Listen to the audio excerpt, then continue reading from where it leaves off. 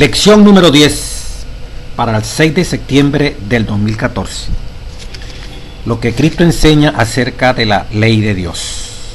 El versículo de memoria: si me amáis, guardad mis mandamientos. Juan 14:15. Todo el trimestre las enseñanzas de Jesús. La primera lección, lo que Cristo enseña acerca del Padre. Luego vino la segunda, acerca del Hijo. Tercera, el Espíritu Santo, la salvación, cómo ser salvo, crecer en Cristo, vivir como Cristo, la iglesia, la misión de la iglesia. Y ahora vamos a ver la ley de Dios. Cristo enseñando acerca de la ley de Dios. Si me amáis, guardad mis mandamientos. Dice, aunque muchos líderes de Israel sostenían muy en alto la ley, algunos malentendían su propósito, creyendo que podían obtener la justicia al obedecer la ley. Pero, como escribió el apóstol Pablo, ¿verdad?, en el libro de Romanos, vamos a leerlo.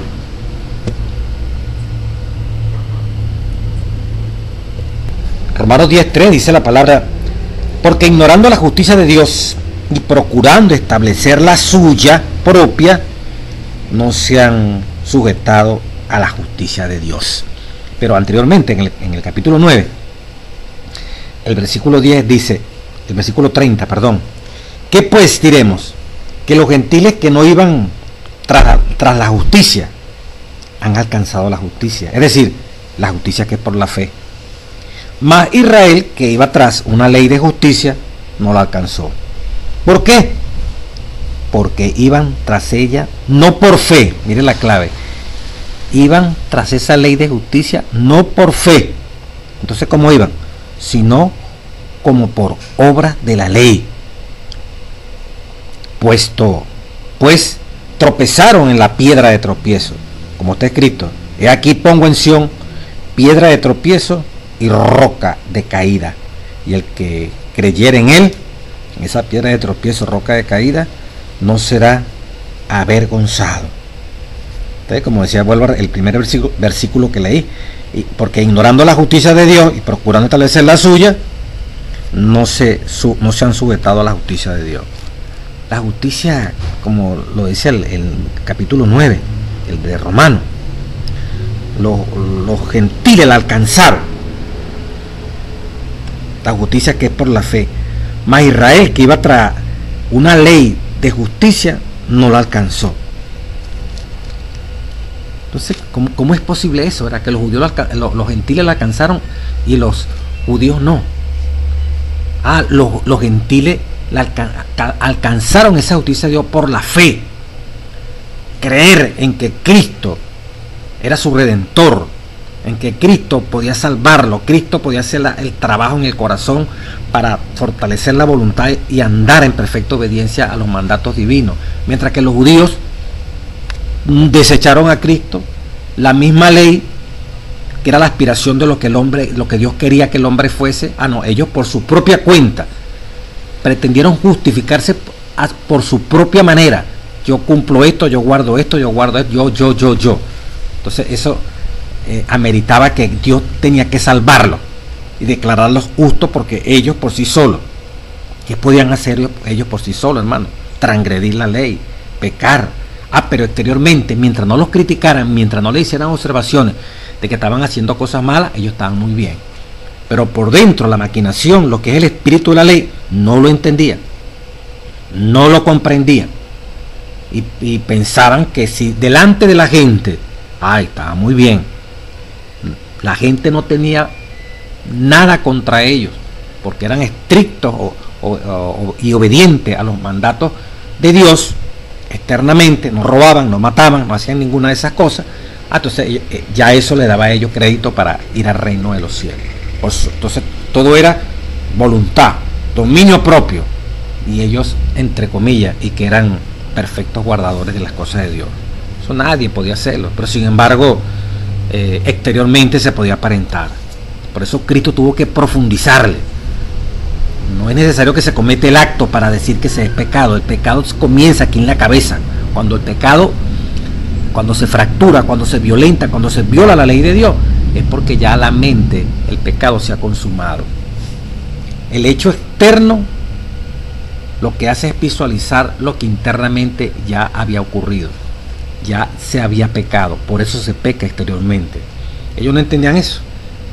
Entonces, por eso se consideraban justos, porque exteriormente la gente no les podía probar que estaban violando un mandamiento. Entonces significaba que dependía de ellos quedar bien con la gente, pero con Dios, con los pensamientos, con toda esa naturaleza perversa que se enoja, que está llena de ira, ¿cómo nos justificamos delante de Dios? Ellos sabían que Dios en el Antiguo Testamento había prometido quitar ese corazón de piedra egoísta. Dios le había hablado en el Antiguo Testamento de la circuncisión del corazón más que del prepucio, pero ignoraron todo eso. Por su propia cuenta, ellos querían hacerse justos y utilizando la letra que Dios había dejado en el Antiguo Testamento. Entonces Cristo tuvo que ampliarle lo que realmente significaba la ley. La primera parte, Jesús no cambió la ley. En San Mateo capítulo 5 nos habla perfectamente de ese texto tan maravilloso, cuando Jesús le da a entender, pero yo no vine aquí a cambiar ley. Vamos a leerlo. San Mateo capítulo 5, palabra de Dios, versículo 17. Dice la palabra santa: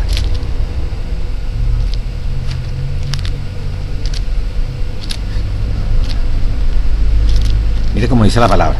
Mateo capítulo 5, palabra de nuestro Dios.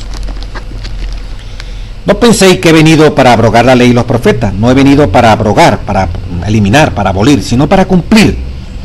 Porque de cierto os digo que hasta que pase el cielo y la tierra, ni una jota ni una tilde pasará de la ley, hasta que todo se haya cumplido. De manera que cualquiera que quebrante uno de estos mandamientos muy pequeños, y así enseña a los hombres, muy pequeño será llamado en el reino de los cielos. Mas cualquiera que los haga y los enseñe, este será llamado grande en el reino de los cielos. Porque os digo que si vuestra justicia no fuere mayor que la de los escribas y los fariseos, no entraréis en el reino de los cielos. Y luego viene el versículo 21. Oíste que fue dicho a los antiguos, no matarás. Y así Jesús sigue dándole la profundidad de lo que significaba no matar, no adulterar y toda una cantidad de mandatos que estaban allí en el Antiguo Testamento. Vemos que de la palabra ley que se está hablando aquí incluye originalmente los 5 libros primeros de la Sagrada Escritura, que se llama Pentateuco, la Torá. Cristo aquí se está refiriendo grandemente, ¿verdad?, a los 10 mandamientos. El contexto mismo aquí viene a ampliarlo en el versículo 21 de adelante. No matarás, ese es el sexto mandamiento. Eso no puede cambiar, pero ahora se le va a meter la lupa, se va a profundizar en ese mandamiento. O sea, aunque la palabra ley a menudo es utilizada para referirse a los primeros 5 libros, ¿verdad? Ya lo dijimos, la Torá, también se le llama Pentateuco. En este caso, el contexto pareciera indicar o indica que Jesús se refería principalmente a los 10 mandamientos. En Hechos 7:38 hay algo que es muy interesante. Y la pregunta del folleto es: ¿quién fue el ángel que habló con Moisés y le dio la ley en el monte Sinaí? Isaías 63:9, 1 Corintios 10:4. 7:38, Hechos de los Apóstoles. ¿Quién es ese ángel? Mira cómo dice: este es aquel Moisés que estuvo en la congregación en el desierto, con el ángel que le hablaba en el monte Sinaí. Moisés estuvo con el ángel que le hablaba en el monte Sinaí y con nuestros padres, y que recibió palabras de vida. Quedamos con el ángel que le hablaba en el monte Sinaí. ¿Quién era ese ángel que le hablaba en el monte Sinaí? Según Isaías 63:9, dice: el ángel de su faz los salvó, los redimió. Un ángel salvando, un ángel redimiendo. ¿Quién podrá hacer eso? 1 Corintios 10:4.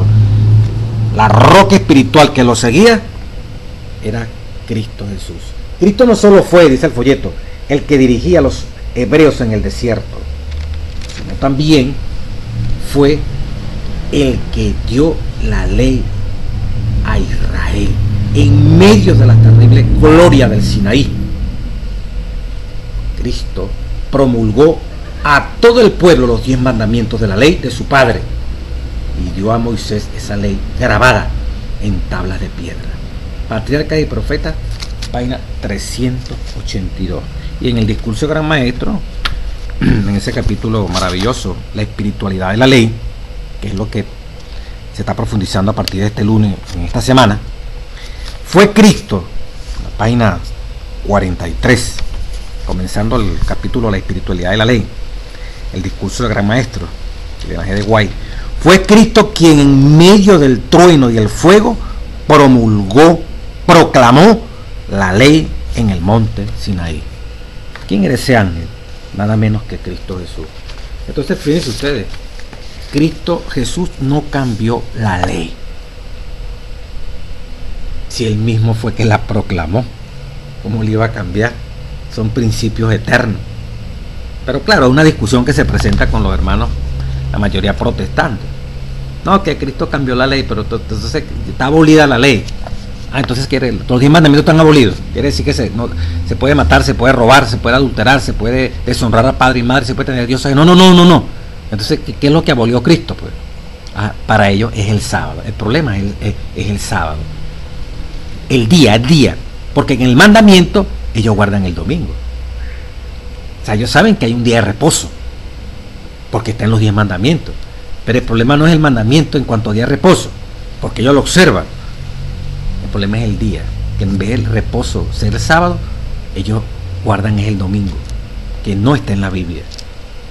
Todos coinciden, católicos, evangélicos, judíos, adventistas, musulmanes, de que tiene que haber un día de reposo.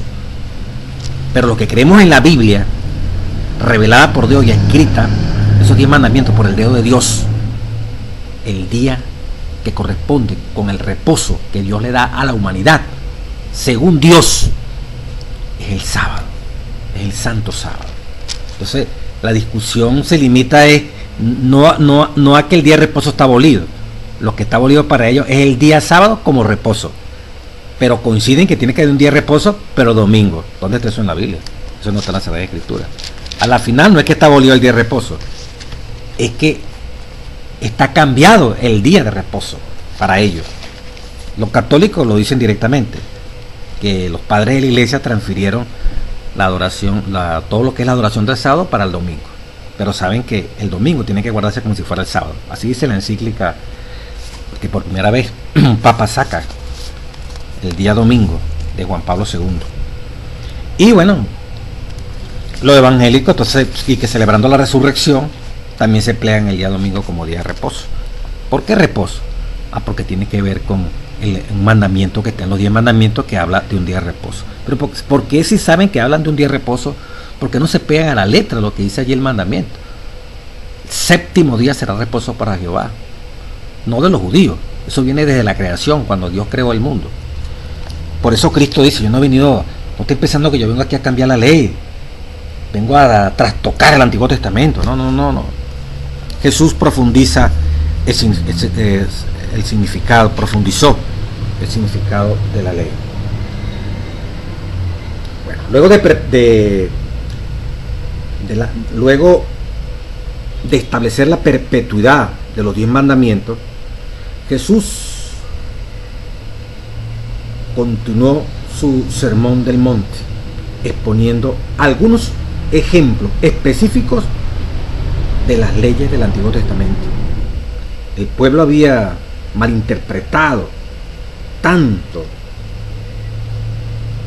estos mandamientos específicos que Jesús sintió que era de vital importancia explicarlos en su verdadero significado.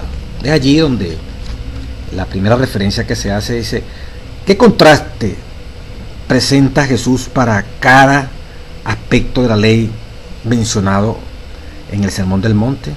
¿A qué autoridad apeló en todos los casos que se presentan en Mateo 5, versículo 21? Dice la palabra de Dios, Jesús apeló a su misma autoridad. En este capítulo 6 veces Jesús dice, pero yo os digo. Y amplifica, le da el verdadero significado a los mandamientos que estaban en el Antiguo Testamento y que esta gente había distorsionado. Ellos sí estaban cambiando la ley de Dios, como lo vamos a ver más adelante, por las tradiciones humanas. Y aquí podemos ver claramente, ¿verdad? Jesús, cuando amplifica esto, no es que está contradiciendo el Antiguo Testamento, está ampliando, le está dando profundidad. Jesús simplemente, dice Folleto, está contrastando las enseñanzas de los fariseos con el verdadero significado, nada menos y nada más que de la ley de Dios. Entonces vemos por ejemplo, en la primera observación que hace Jesús, dice en el versículo 21 del capítulo 5, oíste que fue dicho a los antiguos, no matarás, que utiliza el Antiguo Testamento. No está apelando a tradiciones humanas, ni tradiciones de los ancianos, está utilizando la misma Biblia. Y cualquiera que matare será culpable de juicio, dice el Señor Jesucristo. Ustedes han oído eso.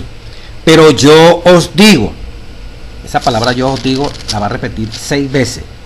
Por ejemplo, en el versículo 27 del capítulo 5, ahora se va al 7º mandamiento. Oíste que fue dicho, no cometerás adulterio.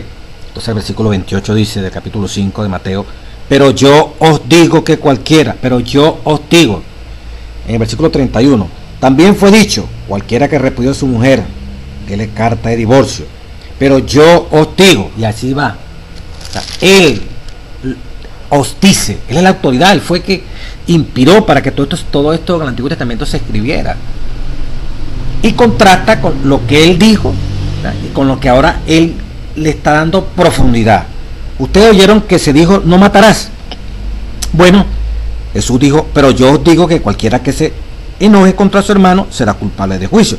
Y cualquiera que le diga a su hermano necio será culpable ante el concilio.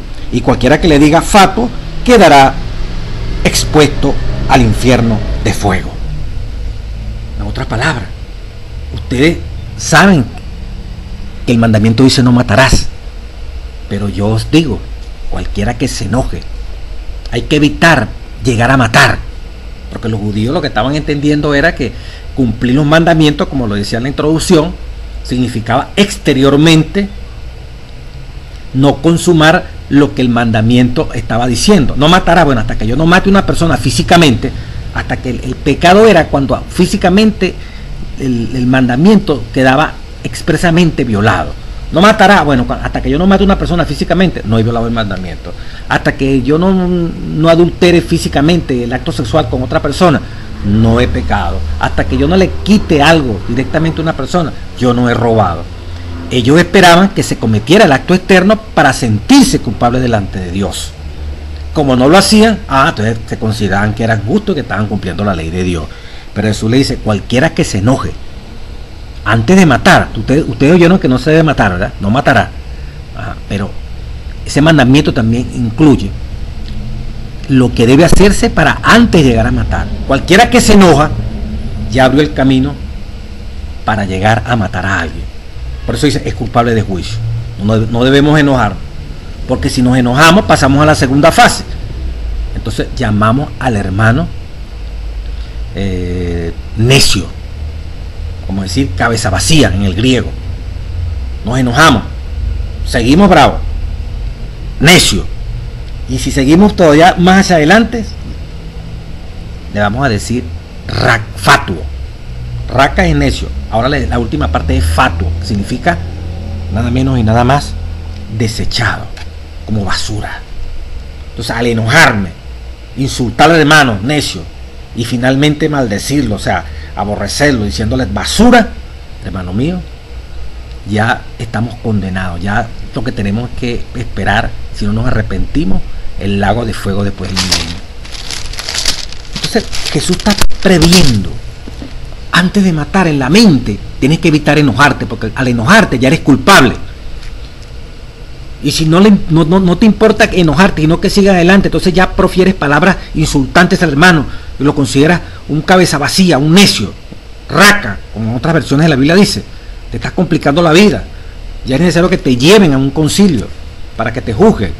Y si no le das importancia a esto, entonces vas a considerar a tu hermano como si fuese, ¿qué? Fatuo, en otras palabras, vasca, o sea, una persona desechada, una basura. Lo vas a aborrecer como basura. Entonces se cumple 1 Juan 3:15. El que aborrece a su hermano será culpable, es un homicida. El que aborrece a su hermano es considerado un homicida. Los homicidas no tienen vida eterna. Solamente el aborrecer a alguien, me da asco a esa persona, no la paso, me da náusea. Usted y yo somos homicidas. Hemos violado el mandamiento, no matarás. Aunque no hemos cometido el acto físico, Jesús está explicando aquí, es Jesús el que está enseñando esto.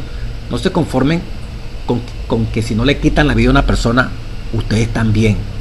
Y que si no le han quitado la vida a la persona, ustedes pueden odiar, pueden tener rencor, considerar a esa persona que es una basura, un necio, un estúpido, todo eso. Y ustedes están muy bien delante de Dios. Jesús dice, no, desde el mismo momento en que tú te enojaste, ya pecaste.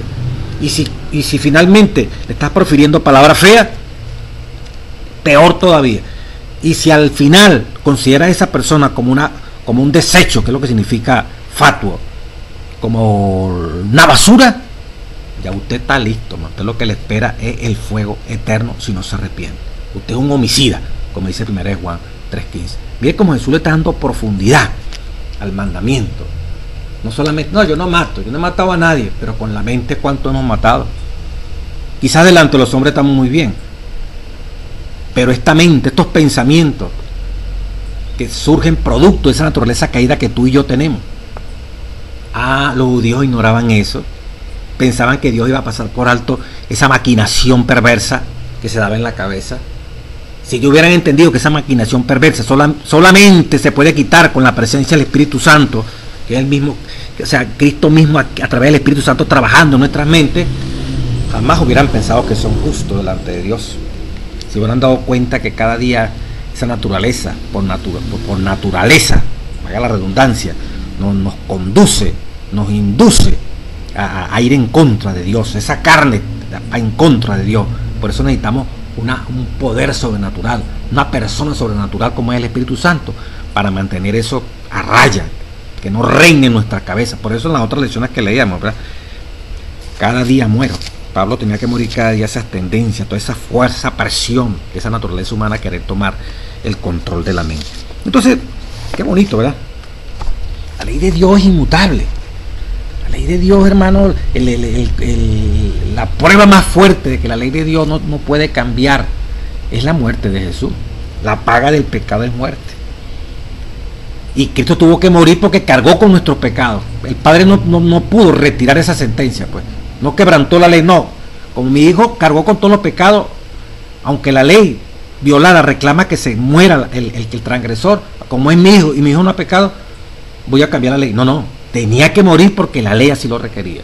El que viola un mandamiento merece la muerte. Entonces no solo es violar lo que se consuma externamente como pensaban los judíos. No, es que en la mente, hermano, la mente, como dice Santiago, el problema comienza en la mente. Por esa naturaleza que hay en nuestros genes, en el ADN está eso. Sigamos profundizando. El día martes Jesús amplificó el séptimo mandamiento.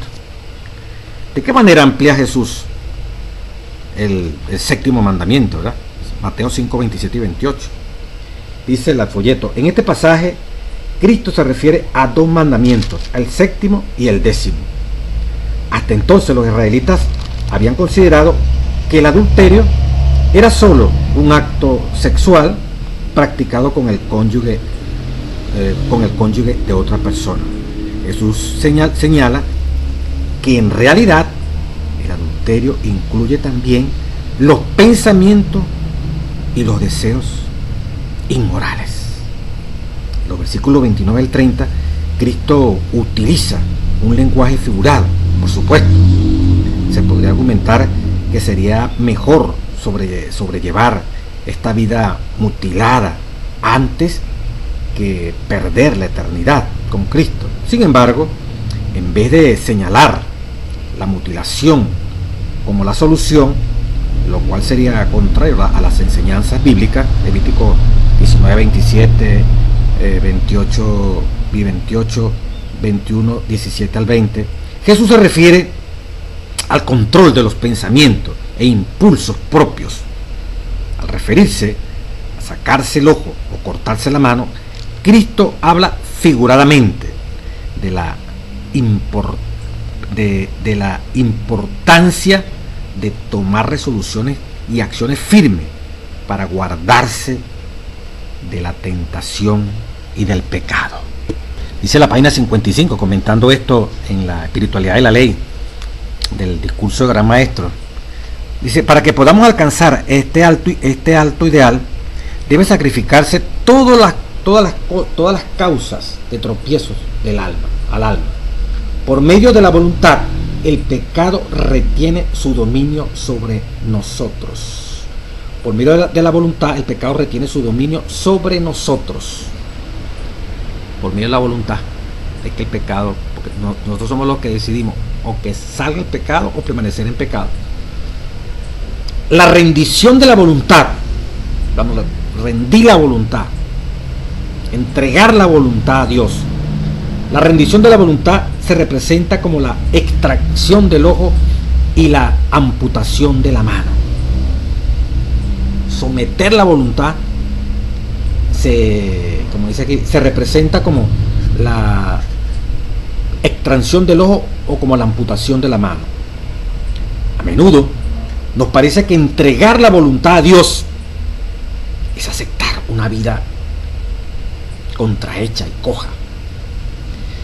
Pero es mejor, dice Cristo, que el yo esté contrahecho, golpeado, herido y cojo, si por este medio puede el individuo entrar en la vida. Lo que parece desastroso es la puerta de entrada al beneficio supremo. Lo que parece un desastre, ¿verdad? Únicamente cuando entregamos nuestra voluntad a Dios, Él puede impartirnos vida. Solo al recibir su vida por la entrega del yo es posible, dijo Jesús, que se venzan estos pecados ocultos que he señalado. Podéis encerraros en el corazón y esconderlos de los ojos humanos, pero ¿cómo compareceréis ante la presencia de Dios? Si os aferráis al yo y rehusáis entregar la voluntad a Dios, elegís la muerte.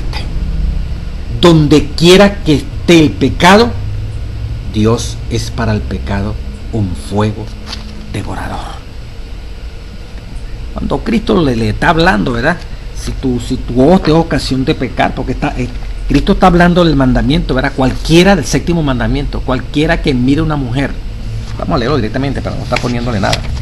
San Mateo 5, mire cómo dice. Oíste que fue dicho, no adulterarás, no cometerás adulterio. Pero yo os digo que cualquiera que mira a una mujer para codiciarla, ya adulteró con ella en su corazón. Por tanto, si tu ojo te es ocasión de caer, sácalo y échalo de ti, pues mejor es el que se pierda uno de tus miembros y no todo tu cuerpo sea echado en el infierno. Y si tu mano derecha te es ocasión de caer, córtala y échala de ti, pues mejor te es que pierda uno de tus miembros y no que todo el cuerpo sea echado al infierno. Da la explicación que dio el Espíritu Profecía. Hacer la voluntad, si hay que sacarse el ojo para no estar mirando, ¿verdad?, a una mujer, para no estarla codiciando. Fíjense como dice ahí, el que mira y codicia, adultera. Codicia, 10º mandamiento. 7º mandamiento, adultera. Bueno, si hay que privarse del ojo, figuradamente, que eso sería que sacarse el ojo sería, no voy a estar mirando mujer así me provoque y me cueste, no lo voy a hacer. No voy a estar mirando a un hombre que no debo mirar, o una mujer que no debo mirar. Si usted es mujer, no a un hombre. Si yo soy como hombre, yo no estoy mirando a una mujer que es de otro. No puedo. Y así aquello el cuerpo pida, no, preferir. Entonces, someterse a ese no lo voy a hacer. Es someterse a lo que dice Dios, porque Dios me lo prohíbe. Eso puede doler tanto como sacarse un ojo, pero hay que ser obediente a Dios. Cualquier cosa que exige que pareciera que no podemos vencer, y sabemos que el mandato es vencer, bueno, hay que vencer a toda costa, como dice el libro de Filipenses. Cristo fue obediente hasta la muerte, como dice Hebreos 12, pues, hasta la muerte, hermano, muerte de cruz, pero no sacrificó, no vendió su primogenitura, diríamos simbólicamente, el reino de los cielos, por un placer de esta tierra, por un plato de lentejas. Hay que hacerlo así, hermano. No es fácil algunas veces hacer la voluntad de Dios, someter la voluntad de Dios. A veces es como sacarnos un ojo cortando la mano. Jesús sudó gotas de sangre. O sea, 3 veces su naturaleza humana no quería ir a la cruz, pero no se rebeló, sino que dijo, si esta copa no puede pasar, hágase como tú quieres, Señor, hágase tu voluntad. Si también nosotros tenemos que luchar, hermano, aunque no nos guste, aunque el cuerpo diga que no deseamos, o sea, que debemos desear aquello, y la carne pide porque alguna vez probamos, o porque aquello se ve muy atractivo. Bueno, hay que pedirle a Dios que nos dé la fuerza para someter este cuerpo a disciplina, como dice el apóstol Pablo. Va a ser como sacarse un ojo, va a ser como mutilarse la mano, pero tenemos eso es ser obediente a Dios, no por nosotros mismos. Recuérdense que la tentación, según mensaje de Levítico tomo 3, el capítulo de la encarnación, es cuando uno se siente persuadido a cometer la acción errónea, pero resiste. Dice, así fue que venció Cristo. Resistió. Santiago, capítulo 1, 7, no me equivoco. Someteos a Dios, resistí al diablo y él huirá de vosotros. Resistir no es, ay, sí, suavecito, no, es una presión. Pero usted está decidido a no dejarse dominar por el diablo a través de una tentación que le está presentando. Que eso es muy terrible y parece que no sabe si es, que su Dios es como sacarse un ojo. Eso duele demasiado. Inimaginable. Eso es como cortarse una mano, eso es terrible. Bueno, así es cuando esta voluntad suya y mía tiene que someterse a los principios de Dios. Señor, toma mi voluntad. Esta voluntad que no quieren someterse a ti, tómala, Señor. Te la entrego. Dame la fuerza para hacer tu voluntad y no lo que este cuerpo pide. Esa es la profundidad, esa es la espiritualidad de la ley. Más adelante dice que le preguntaron a Jesús, los fariseos, ¿qué le preguntó en Mateo 19:3? Le preguntaron a Jesucristo, ¿verdad? ¿Es permitido divorciarse por cualquier causa, Jesús? Ya usted conoce la experiencia. Y luego en el versículo 7 del capítulo 19, cuando Jesús da la respuesta, varón y hembra los hizo, dice Jesucristo. Y lo que Dios une no lo va a separar al hombre. No lo separa el hombre. Yo mandé que los dos se unieran y que fueran una sola carne. Y lo que une Dios no lo puede separar el hombre. Cuando Jesús da esa respuesta, entonces dice, pero Moisés mandó a que dieran carta de divorcio. ¿Y qué fue la respuesta entonces que le dio Jesús? ¿Para qué están preguntando? ¿Por qué están diciendo, como dice el folleto de Escuela Sabática aquí, es permitido, le preguntan a Jesús, divorciarse por cualquier causa? Y Jesús da el principio, señala el principio. El principio no era así. El principio era que el hombre y la mujer tenían que vivir para siempre unidos una vez que se casaban. El divorcio no existe en los planes de Dios. ¿Qué le respondió Jesús cuando los fariseos le dicen, pero Moisés permitió que le dieran carta de divorcio? Dice, Moisés permitió, mira, por la dureza del corazón de los hombres. Pero al principio no era así. Fue por la dureza del corazón.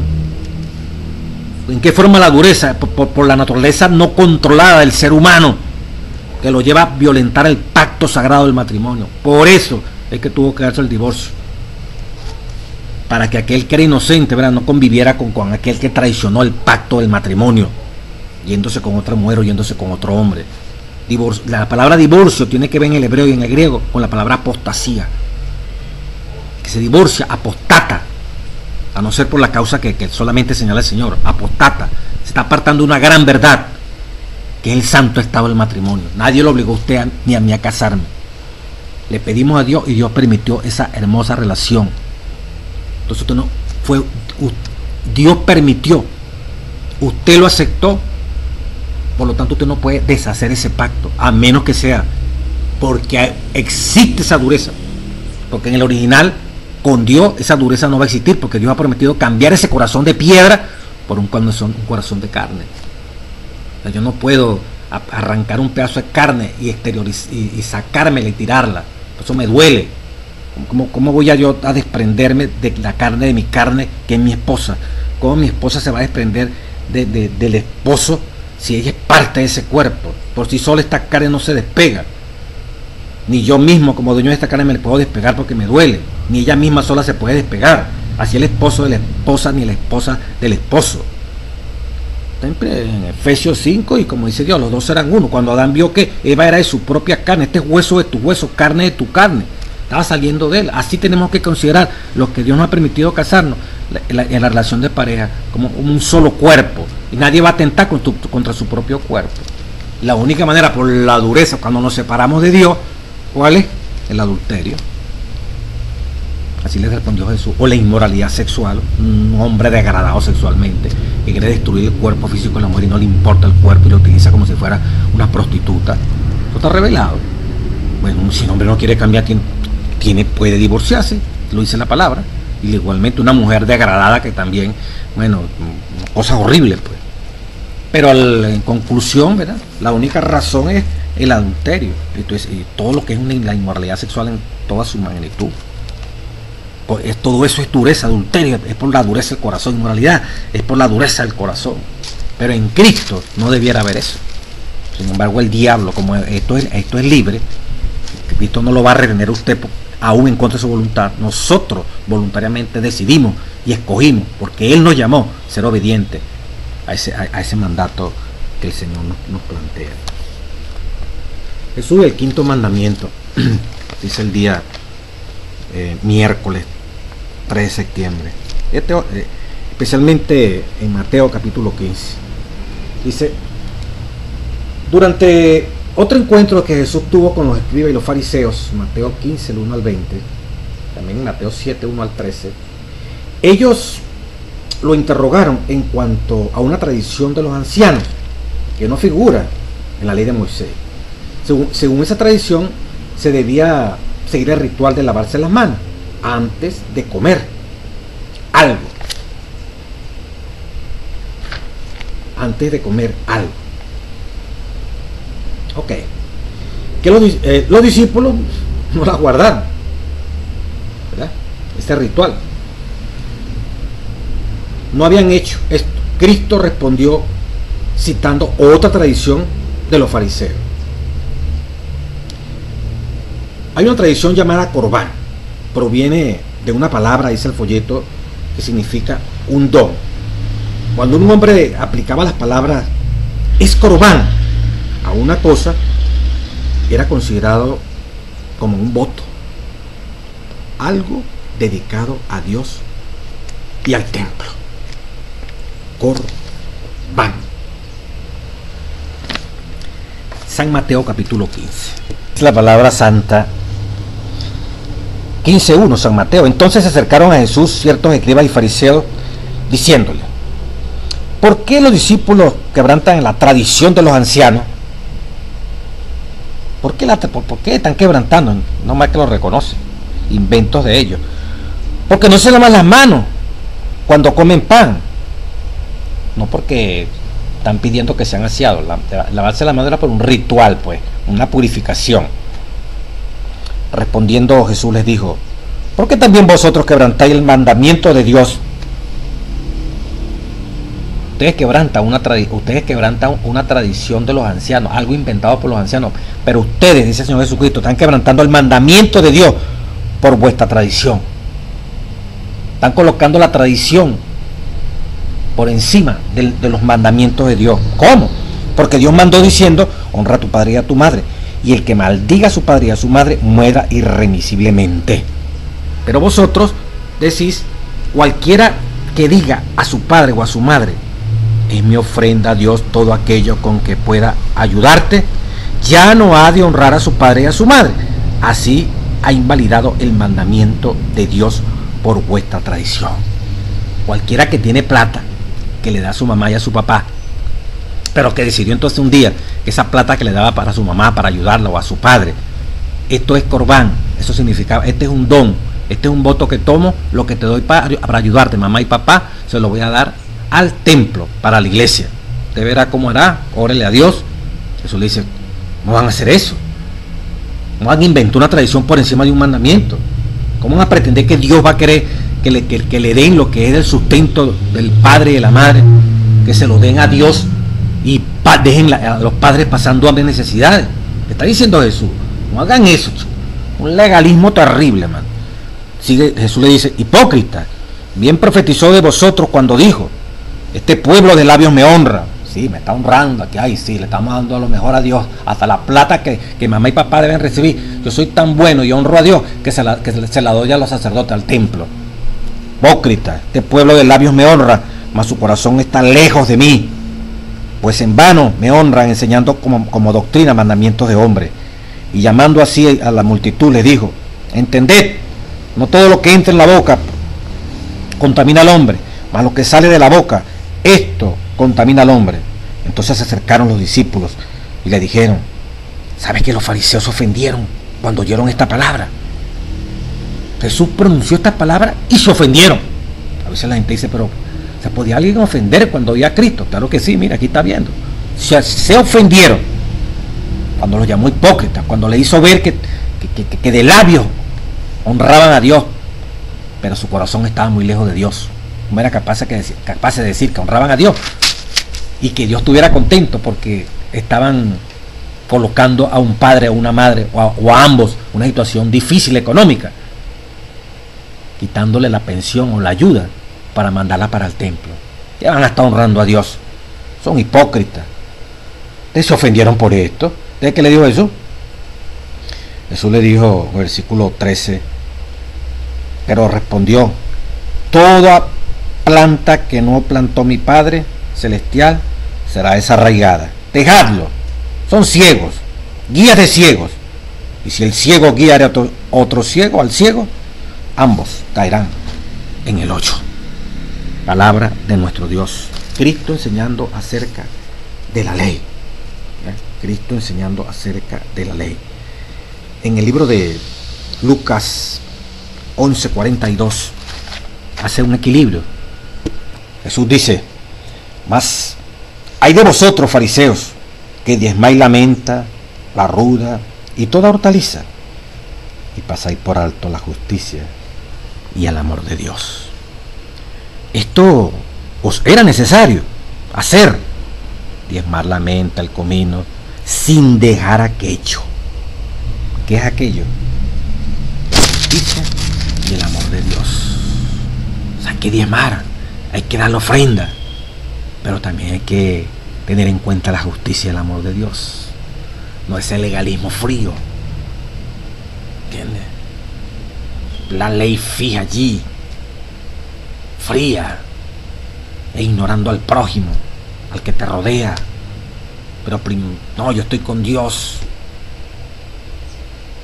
y lo que tengo todo es para Dios, y mis hijos y mi familia y mi prójimo no me interesa, pues yo todo es para Dios. Tremendo fariseo, hermano. Ahí diría como le dijo Cristo a los fariseos, este pueblo, como dijo Isaías, en vano me honra, con sus labios me honra, pero su corazón está demasiado lejos de mí. A mí no me pueden honrar si no muestran el amor que me dicen tener a mí. Tienen que mostrarlo expresándoselo al prójimo. Por eso lo leíamos del deseo de toda la gente, el capítulo 70, la última parte. La manifestación de que nosotros amamos a Dios es amando al prójimo. No podemos decir que amamos a Dios y no amamos al prójimo. Cuanto más amemos a Dios, vamos a amar al prójimo. No como hacían los judíos. Pretendían amar a Dios y no querían nada con sus prójimos. Pretendían la vida eterna y tener la vida eterna y apoderarse de la vida eterna, pero no amaban al prójimo. A veces ni siquiera sabían quién es mi prójimo, como preguntó aquel doctor de la ley, el joven rico, ¿se acuerda? Cuando se le puso la prueba si realmente amaba al prójimo como a sí mismo, hasta allí llegó el deseo de seguir a Cristo Jesús. ¿Qué es la parte de la lección que viene del día jueves? Jesús y la esencia de la ley. Mateo 19:16 en adelante. Dice la palabra: entonces vino uno y le dijo: Maestro, bueno, ¿qué bien haré para tener la vida eterna? En el griego directamente dice, maestro, ¿qué cosa buena debo hacer para que tenga vida eterna? ¿Hay alguna cosa, una obra que yo tenga que hacer para tener vida eterna? Para yo ser salvo, para yo vivir eternamente contigo. Jesús dijo, en el griego directamente, ¿por qué me preguntáis acerca de lo bueno? Uno solo es el bueno. Nada menos, nada más que Dios. El folleto dice, esa parte del jueves, el joven rico no podía entender que la salvación del pecado no proviene de guardar la ley. La salvación del pecado no proviene de guardar la ley. La salvación del pecado lleva como conclusión la vida eterna. Entonces, para tener la vida eterna, tenemos que estar salvos del pecado. Y los mandamientos de Dios, lo que te muestra a ti, es la norma de justicia, te señala el pecado y lo que con la ayuda de Dios tú y yo tenemos que alcanzar. Pero como dice aquí, el joven rico no podía entender que la salvación del pecado no proviene de guardar la ley. Incluso si se lo hace estrictamente, que no puede tampoco estar guardando la ley. El hombre por solo no puede. La salvación proviene, la vida eterna proviene, diríamos, más bien del dador de la ley. Ese sí puede darnos vida eterna. ¿Pero qué respondió Jesús? ¿Por qué me llamáis bueno? Dijo Jesús. Mas, si quieres entrar, le preguntó, ¿verdad? Yo quiero tener la vida eterna, tenerla aquí. Bueno, si quieres entrar, le dice Jesús, en la vida, guarda. El verbo aquí, tereo, guardar, significa de corazón. Guarda de corazón los mandamientos. Esa es la respuesta que le da Jesús. Si tú quieres tener la vida eterna, guarda de corazón los mandamientos. No exteriormente, de corazón, lo que venimos hablando. ¿Por qué? O sea, en el griego es muy bonito que dice, maestro, ¿qué cosa buena debo hacer para tener la vida eterna? Aquí tú no tienes algo bueno allí material que esto, ganarse la salvación, tener la vida eterna porque usted dio mucha ofrenda, hizo tal cosa por obras, o sea, pretendiendo ganarse el favor de Dios para usted ir al cielo. Mire como Dios preguntó el joven rico, maestro, ¿qué bien haré? ¿Qué cosa buena haré? Como si para ir al cielo tenemos que hacer alguna obra maravillosa y ya no, eso nos catapulta para el cielo. ¿Qué cosa haré? O sea, como dependía de él, de que él hiciera algo. O sea, está preguntando Jesús, ¿qué bien haré? ¿Qué actividad buena haré para que me dé acceso al reino de los cielos? Que pensaba que se trataba de encontrar alguna acción, alguna actividad que realizar para ir a entrar al reino de los cielos. ¿Qué le responde Jesús? Ninguna cosa buena que tú puedas hacer te va a mandar para el reino de los cielos.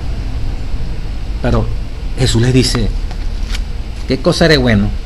Guarda de corazón los mandamientos. Dice que no le habló de alguna acción benéfica específica, de recursos que donara. No. Guarda de corazón los mandamientos de Dios. ¿Qué cosa buena? Que te voy a proponer una.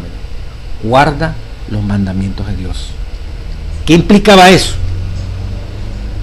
Mantente en estricta obediencia a los mandatos de Dios.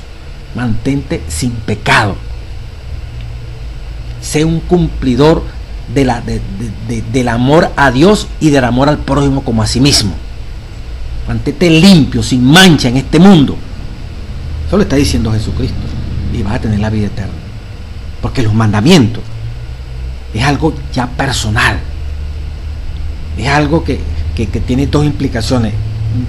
espiritualmente te hace sentir a ti cuán separado o cuán cerca te estás acercando a Dios, en la medida que sientes que el Espíritu te pone en armonía con esos mandamientos de Dios. O al revés, sientes que los mandamientos todavía no terminan, hay mandamientos que estamos violando. Aunque nadie sepa eso, Dios sí lo sabe. Y por otro lado, en esa parte interna, los mismos mandamientos, cuando Jesús los resume en los dos grandes mandamientos, amar a Dios no es un asunto de lengua, como lo pretendían los judíos, es un asunto de accionar, y un accionar con el espíritu y la letra. Amar a Dios se manifiesta cuando nosotros amamos al prójimo, y amar al prójimo como a sí mismo es el resultado de ese amar a Dios. Se ama al Creador, y como resultado se ama lo que Él ha creado, que son sus criaturas. Entonces, cuando al joven rico se le dice, guarda de todo corazón los mandamientos, ahí tiene la acción, manteniéndote puro y santo, en obediencia a los mandatos de Dios, en armonía con Dios, en el proceso de santificación. Todo eso va implícito en la palabra. Tú vas a poder accionar en favor de la raza humana. Practica los mandamientos de Dios, está diciendo Jesús. Es de continuo, practícalo. El joven rico no entiende y le responde a Jesús, ¿cuál es esos mandamientos? Pues Jesús le lee una lista de los 10 mandamientos. ¿Cuáles? No hurtarás, no dirás falso testimonio, honra a tu padre y a tu madre, y amarás a tu prójimo como a ti mismo, le dice Jesucristo. El joven rico le dijo, todo esto he guardado desde mi juventud. Este guardar no es el mismo cuando Jesús le dijo, guarda los mandamientos. El guarda, el verbo es tereo, de todo corazón. Y cuando él dice, he guardado, es pileso, que significa, he practicado exteriormente eso. Todo eso lo he practicado yo, y la gente está consciente de que yo he guardado los mandamientos. O sea, para el joven rico, nadie podía señalarle, porque la justicia está en función de lo que diga el otro. Si la gente me considera justo, yo me considero justo, y la gente me va a considerar justo porque la gente no me ha visto nunca mintiendo, robando, adulterando con dioses ajenos, violando el sábado. Entonces, delante de la gente, perfecto. Exteriormente, cuando él dice yo he guardado, está diciendo exteriormente yo he guardado los mandamientos. Entonces yo merezco pues estar en el cielo, pero yo necesito algo más, hay algo más, porque quizás soy ¿cómo es? Nadie me puede refutar, mi moralidad es demasiado alta delante de los seres humanos, soy intachable delante de los seres humanos, la gente me ve, mire, como estricto cumplidor, pero yo sé que me falta algo, como si experimentara el joven rico. El joven rico no entendía que más allá de lo exterior, Dios ve el corazón, lo que motiva al accionar.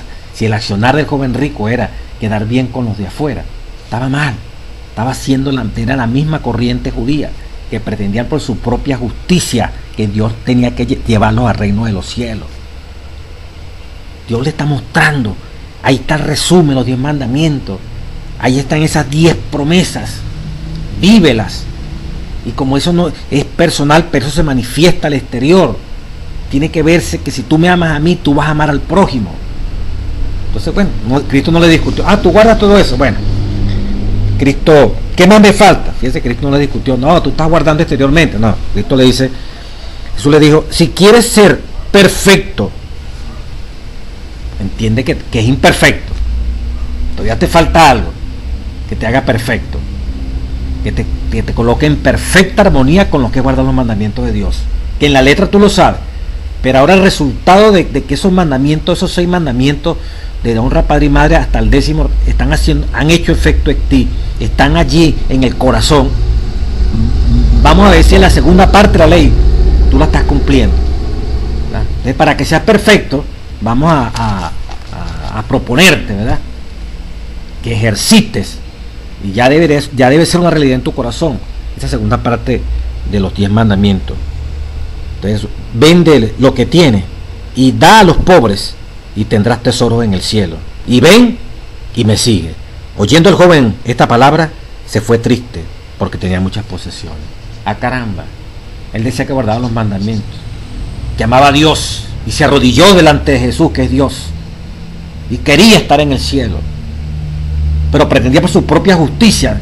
Él se consideraba merecedor del reino de los cielos. Pero cuando Cristo le hizo ver que debería expresar ese amor que tenía a Dios amando al prójimo, el joven rico falló. Vende lo que tiene y da a los pobres, y ven y sígueme.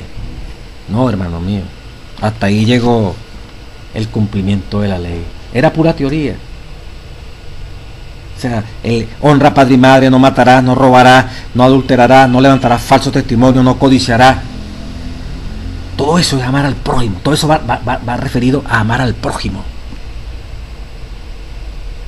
Pero si yo me quedo en la pura letra, no, yo no mato, yo no robo, yo no hago esto, yo no robo a mi padre y madre, yo no codicio.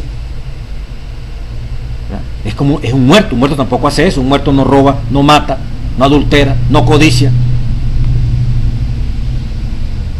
Pero el hecho de no robar quiere decir que yo respeto esa propiedad ajena. Yo voy a llegar a ser un hombre que respeto esa propiedad ajena porque amo a mi prójimo. Todo ese conjunto significa amar al prójimo, es respetarle la vida a ese prójimo, es respetarle la esposa, el esposo que tiene ese prójimo, es no calumniar a ese prójimo, es no codiciar nada de ese prójimo, es honrar padre y madre, es jamás pensar en quitarle la vida a otro, porque yo los amo a ellos, por eso le protejo la vida, por eso le cuido sus cosas que son de su propia propiedad, por eso abogo porque el matrimonio de esa persona sea feliz, por eso no le codicio nada, sino más bien le protejo, le cuido lo que es de mi prójimo. Ese es amar al prójimo. Y si él necesita, yo tengo que darle. ¿Entiendes? Porque ese es el amor al prójimo. Pero los judíos no entendían eso. Y el joven rico, lamentablemente, llegó hasta allí su guardar de los mandamientos de Dios. Entonces, esto es la esencia de la ley, ¿verdad? Hay que obedecer con la ayuda del Espíritu Santo, con la ayuda de Dios. Por eso obedecer tiene que estar inspirado por Dios. Yo no voy a amar al prójimo y voy a dar mi vida por los pobres, como dice 1 Corintios 13 el apóstol Pablo, y dar todo por los pobres, pero si no tengo amor, amor es Dios, Dios es amor, Meres 4:8. Quizás lo estoy haciendo, hermano, es porque quiero buscar renombre, popularidad, un título, un reconocimiento, una estatua, ser mejor que otro. Si esos pensamientos pasan por mi cabeza, debo inhibirme, porque me está moviendo es el yo. Y los hombres actúan muchas veces de hecho los buenos, hechas las buenas, y para ganar un puesto en la iglesia, para tener renombre, para pasar a la historia. Si esos pensamientos pasan por la cabeza, hermano, eso es justificación propia, eso es ser un judío. Lo que nos tiene que mover es el amor, el saber que los seres humanos son nuestros hermanos. Recuérdense, Mateo 25, el juicio de las naciones viene en función de lo que hicimos o dejamos de hacer en favor de los pobres y los dolientes. Bien sean ingratos, sean malos, tenemos que servir, sin esperar a cambio nada, porque nos mueve su sufrimiento, su dolor, nos ponemos en su lugar, no nos interesa si agradece, no nos mueve, es que son seres humanos que están atados, que están amarrados, que están sujetos por la droga, por la ira, por los vicios, por las pasiones infernales. Entonces eso nos duele, que se van a perder, son de la familia de Dios por creación, y necesitamos que vengan para que sean de la familia de Dios por redención. Ese amor es el que nos mueve y que es una expresión de que estamos en armonía con los mandamientos de Dios. Por eso guardamos los mandamientos con el poder de Dios y lo expresamos, ese amor a Dios, amando al prójimo en armonía, sin pecado, todos los días pidiéndole a Dios mantenernos en armonía, sin pecado de alevosía, sino en armonía con los mandatos de Dios, alcanzando esa norma todos los días con el poder y el auxilio del Espíritu Santo. Dios bendiga a su iglesia.